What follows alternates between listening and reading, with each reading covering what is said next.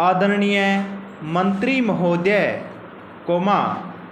प्रदेशों के खाद्य मंत्रियों के 2 दिन के सम्मेलन के बाद केंद्रीय खाद्य मंत्री ने बताया है कि अगले अप्रैल में गेहूं और धान का थोक व्यापार सरकार अपने हाथ में ले लेगी। सब प्रदेशों के मंत्री इस पर सहमत हो गए हैं।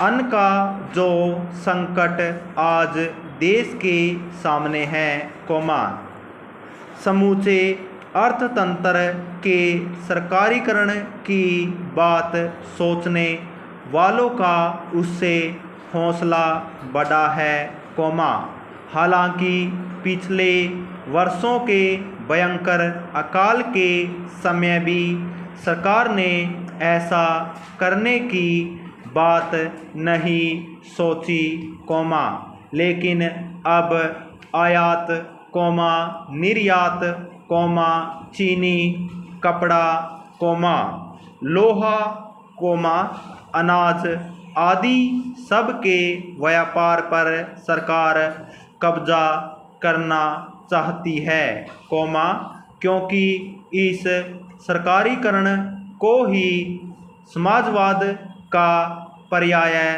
समझा जाता है।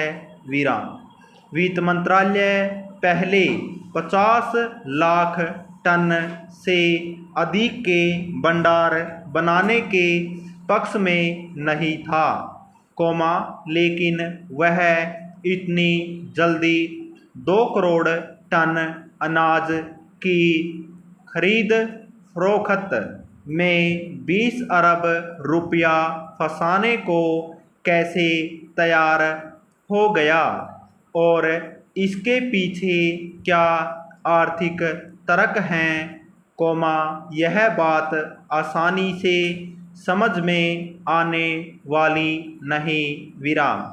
अभी तक सिर्फ 6 प्रदेश ही इस क्षेत्र में कदम बढ़ाने को तैयार थे, लेकिन अब सब प्रदेशों ने किस आधार पर इस फैसले का स्वागत किया, इसके कारण भी स्पष्ट नहीं। अगला पैरा। सरकारीकरण या राष्ट्रीयकरण का सर्वत्र विरोध नहीं किया जा सकता, लेकिन कुछ क्षेत्र ऐसे हैं जिनकी देखभाल का दायित्व जनता पर ही छोड़ा जाना चाहिए। अनाज का क्षेत्र ऐसा ही है। जमाखोरी और मुनाफाखोरी रोकने के लिए सरकार कठोर निरीक्षक की भूमिका यदि निभाए और अभाव की पूर्ति का ही जिम्मा संभाले, तो समस्या का द्विपक्षीय हल भी निकाला जा सकता है और सरकार बहुत सी परेशानियों तथा आलोचनाओं से भी बच सकती है। लेकिन अब जो कदम उठाया जा रहा है, उसका परिणाम इससे भिन्न न होगा कि जनता की पहल खत्म होती जाएगी। एक के बाद दूसरे क्षेत्र के सरकारीकरण की आवश्यकता महसूस होगी और सरकार तथा जनता की दूरी दिन प्रतिदिन बढ़ती जाएगी।